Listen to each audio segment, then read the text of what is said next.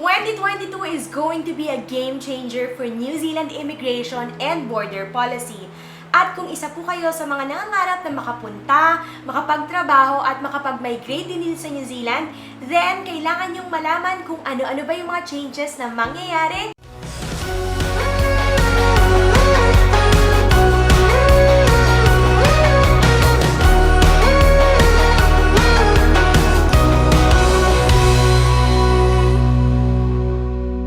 Kamusta mga kabayan? It's your Pinay girl here in New Zealand and aka Girl Chasing Sunshine. Welcome back po to our channel. Kung bago lang kayo dito, I make videos about my life here in New Zealand as a Filipino immigrant who started with just a working holiday visa. Alam nyo na yun mga kabayan. Make sure you subscribe kung gusto nyo pong makapag-abroad or makapag-New Zealand din. I'm also very active right now on TikTok at Pinay in New Zealand. Sana naman po ma-follow nyo ako dyan kasi I've been answering questions there. So kung meron kayong tanong about New Zealand, anything at all, i-TikTok natin yan kabayan. In this video, I'm going to share with you the key dates and key happenings with regards to New Zealand immigration ngayong 2022. Ang daming to! Ano ba yan? Ngayong 2022! Nabulol na ako mga kabayan. Ano ba yan? Kung talagang porsigido kayo na makapag-New Zealand, kailangan nyo pong malaman kung ano-ano at kailan mangyayari yung mga immigration policy changes na makakaapekto sa plano ninyo na makapunta dito. You have to keep yourself up to date and kailangan po maintindihan ninyo what these policies mean for you as an aspiring immigrant or kahit aspiring visitor dito sa New Zealand. Quick disclaimer, hindi po ako immigration advisor. All these updates have already been announced by Immigration New Zealand. I'm just summarizing it for all of you. And syempre po, hindi naman natin alam kung ano yung mangyayari in the future, especially with this evolving Omicron situation. Kaya yung mga dates na babanggitin ko, baka po magbago pa. It's up to Immigration New Zealand and the New Zealand government. If you need immigration advice, you should contact a licensed immigration advisor or lawyer. Or pwede rin po kayong pumunta sa website ng Immigration New Zealand. Or kung gusto nyo, pwede nyo rin po akong hintayin by late this year once I become a licensed immigration advisor. I-claim natin yan mga kabayan. Yung 2021 talaga pong napaka-challenging in all aspects. Marami pong pangarap ang na-put on hold na naman dahil sa COVID, sa Delta, sa Omicron, sa lahat-lahat na yan. And in terms of New Zealand immigration, talaga pong maraming nangyaring policy changes. Ngayong 2022, marami po ulit mangyayari pero sana positive changes na, di ba mga kabayan? It will affect yung mga New Zealand visa holders, yung mga naghihintay pa lang na makapag-apply ng visa at makakuha ng job offer, at yung mga employers na gustong mag-hire ng migrants. So mga kabayan, if you wanna be ahead of the game, kumuha na kayo ng ballpen at ng papel, ilista nyo itong mga dates at key happenings na sasabihin ko, ilagay ninyo sa calendar ninyo, gawin yung reminder, ilagay nyo sa notes sa phone ninyo, kayong bahala mga kabayan. And kung may tanong kayo, mag-comment lang kayo sa baba. So kung ready ng lahat, let's start! Unang-una na dyan ang inaabangan ng lahat ang pinakahihintay na border reopening. Alam naman po natin that New Zealand's borders have been shut to foreigners since March 2020, but yung mga citizens and residents and those with a critical purpose po, nakakapasok pa rin naman sila pero kailangan nila magstay sa MIQ. Isa po talaga yung border ng New Zealand sa pinaka-stricto sa buong mundo. Ngayong 2022 po, siguro naman na-expect natin sa New Zealand we'll start reconnecting with the rest of the world again. It's about time. Ang dami ko na pong nasabi about the border reopening. Baka nagsasawa na kayo. Pero kung hindi nyo pa napapanood, we have this video on the initial announcement. And then itong video na to, na buena mano natin for 2022. Nakakabulol talaga yung 2022. We mentioned the new dates of the border reopening. Recap lang po, there are 3 phases to the border reopening. Yung phase 1, delayed na po until end of February. And then yung phase 3 naman, which is considered the general reopening, kung saan po yung mga foreign nationals, regardless of the visa you hold or kung saang bansa man kayo galing, basta may visa kayo, pwede na kayong pumasok sa New Zealand kahit walang MIQ. Currently, that is scheduled for end of April. New update mga kabayan, ngayong darating na February 8 next week, ewan ko, depende kung kailan ko ma-upload tong video na to, basta sa Feb 8, merong meeting yung New Zealand Government Cabinet to make final decisions on the new dates of the border reopening. Pangalawa po, ang 2021 one-off resident visa. Ito po talagang napakagandang balita para sa ating mga eligible na migrants. Kung natatandaan po ninyo, last year nag-announce ng fast-track pathway to residency for 165,000 migrants. Nag-umpisa na po yung application for Phase 1 nung December and grabe naman po talaga sa bilis ng processing.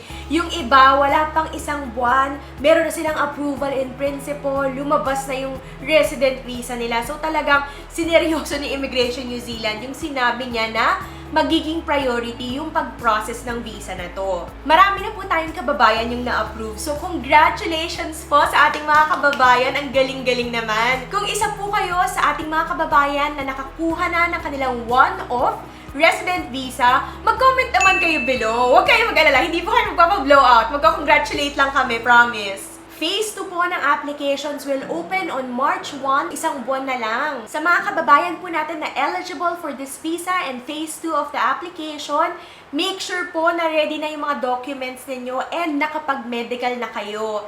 Kung meron po kayong isasama na family ninyo sa Pilipinas sa inyong application, i-ready nyo na rin po yung mga requirements at documents nila. Make sure rin po that you remain on a valid visa at all times. Kung gusto nyo pong malaman yung detalye about the one-off resident visa and kung pasok kayo, watch this video mga kabayan. Recap lang po, may 3 categories to be eligible for the 2021 one-off resident visa.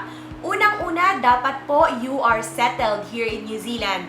Dapat you have spent 3 or more years here in New Zealand with a minimum number of days spent here. Or kaya naman, skilled worker po kayo, meaning yung sahod ninyo is 27 New Zealand dollars per hour. Or kaya naman yung trabaho ninyo pasok sa scarce or scarce list. Scarce po kasi yung pronunciation nila dito. Meaning, in demand or may shortage yung trabaho ninyo dito sa New Zealand.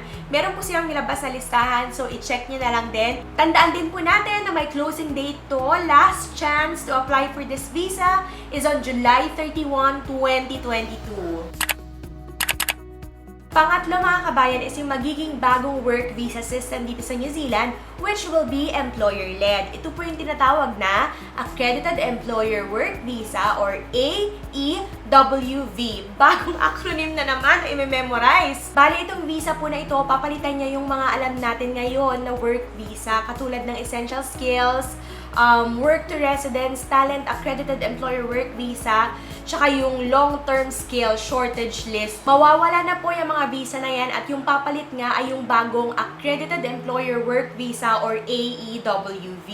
Itong bagong work visa system will start na po this coming July 4, 2022. And related to this po, dapat lahat ng employer na gustong mag-hire ng migrants or ng mga tao na kailangan ng visa para makapagtrabaho dito sa New Zealand, kailangan po maging accredited employer sila. Yes, magiging mandatory na po yung pagiging accredited employer if a business wants to support a person na kailangan ng visa. By May 9 po, applications will be open for mandatory employer accreditation. Taalala niyo ba mga kabayan yung interview natin with Attorney Ronan De Guzman, yung immigration lawyer, na pag-usapan namin dun sa video yung all about sa accredited employer work visa, kaya sana mapanood niyo yung video na yon. Tsaka po pala kung kailangan nyo ng immigration advice or ng tulong sa pag-a-apply ng visa ninyo, ang nire-recommend ko lang po talaga sa ngayon ay si Attorney Ronan. Siya lang talaga, sa kanya lang talaga ako nagtitiwala. O, di ba may plug? Not sponsored po to, ha? Pang-apat po, kailan ba magre-resume yung processing ng temporary visas for offshore applicants? Kung napanood nyo po yung huli nating video, na-explain ko po doon yung current information na nakalagay ngayon sa website ng Immigration New Zealand, which is until August 5, 2022 pa daw po yung suspension ng offshore visa processing. So kung wala po kayo ngayon sa New Zealand at hindi po critical yung work ninyo or ina-applyan yung work, at gusto nyo mag-apply ng temporary visa katulad ng work visa, student visa, or visit visa, hindi po yan mapaprocess ngayon ng immigration. Hanggang August pa daw po yung hihintayin, pero maaari pong magbago yan once the border reopens. So tulad nga po nung lagi kong sinasabi, isang kabanata na naman yung hihintayin natin mga kabayan. Okay, panglima na po tayo, SMC and the new pathway to residency. Meron pong predictions yung ibang immigration lawyers and immigration advisors na sa August daw po, merong dalawang major na mangyayari. Hindi po to confirmed ha, parang predictions lang or haka-haka or I think baka yung iba sa kanila merong insider information, hindi ko alam. Pero nababanggit lang po at nababalita lamang itong i-share ko sa inyo. Una na dyan, yung Skilled Migrant Residence Category or SMC, it is rescheduled daw po to reopen by August or later this year. Ito pong SMC, ito yung Points-Based Residency System sa New Zealand. Ito yung ginamit ko nung nag-a-apply ako ng resident visa, mga kabayan. Ma-share ko lang, no? If you remember, they paused selection from the SMC Expression of Interest pool when the pandemic happened. So essentially, sa ngayon po, nakapause yung SMC kasi hindi naman sila pumipili dun sa EOI pool. Kung mag-open nga po by August or kahit anytime later this year, good news po yan para dun sa mga naka-miss out or hindi eligible dun sa 2021 one-off resident visa. Kasi at least, di ba, meron silang other option for residency. Another new visa na aabangan po natin, di ba, sabi ko kanina na wala na yung work to residence, talent accredited employer work visa. Trivia lang, ito yung visa ko after working holiday. So, nawala na yon dahil nga may bagong work visa system na. So, kung may work visa ka, supposedly, wala ng pathway to residency. Pero, ito na nga, magkakaroon daw ng new pathway to residency para sa mga migrant workers who earn at least 200% of the median wage. Medyo malaki po yun, and if I'll be honest, medyo mahirap siyang abutin kasi dapat either specialize yung work mo or sobrang taas na nung position mo to get this kind of salary. Pero at least, tignan na lang po natin yung positive side to it, which is yun na nga, magkakaroon ng bagong pathway to residency pag nagkatotoo nga ito. Siyempre, bukod sa mga updates na yan, I'm sure marami pa kayong inaabangan at gustong itanong mga kabayan. To the best of my ability po, itatry nating sagutin yan, kaya mag-comment kayo below, or mas maganda mga kabayan, i-follow nyo ako sa TikTok at Pinay in New Zealand at sasagutin ko yung mga tanong ninyo with a video response. Oh, gusto nyo yon? Kaya follow nyo na ako at Pinay in New Zealand. Once nagbukas na po yung border, abangan din natin kung ano-anong visa categories yung ipaprioritize na i-process or papasukin dito sa New Zealand. Ako po sa tingin ko ha, siguro expect na natin na baka last priority yung visitor visa. Bukod sa work visa, feeling ko po ha, yung isa sa mga mauuna is yung mga gustong mag-student visa. Wala kasi masyadong international students ngayon dito and talagang pilay po yung tertiary education sector nila. So for sure, they will want to start attracting international students from offshore again. Marami din po sa inyo ang nag-aabang ng mahiwaga at napakailap na working holiday visa, ang visa na bumago ng buhay ko. Magbubukas pa kaya to para sa mga Pinoy ngayong 2022? Isa din yan sa tututukan natin mga kabayan. Usually, every February talaga to nag-o-open. Pero syempre, ngayong February, hindi na siya mag-o-open. So, tingnan natin kung magbubukas ba siya ngayong taon at a later month or a later date. Baka ibahin yung date ngayong 2022 or kailangan ba nating maghintay until February 2023? Hindi ko rin po alam mga kabayan. Sabay-sabay po tayong mag-abang. Pero huwag kayong mag-alala kasi nandito ako para i-update kayo mga kabayan. Yun lang! Ang daming mangyayari, ang daming talagang ganap ngayong 2022.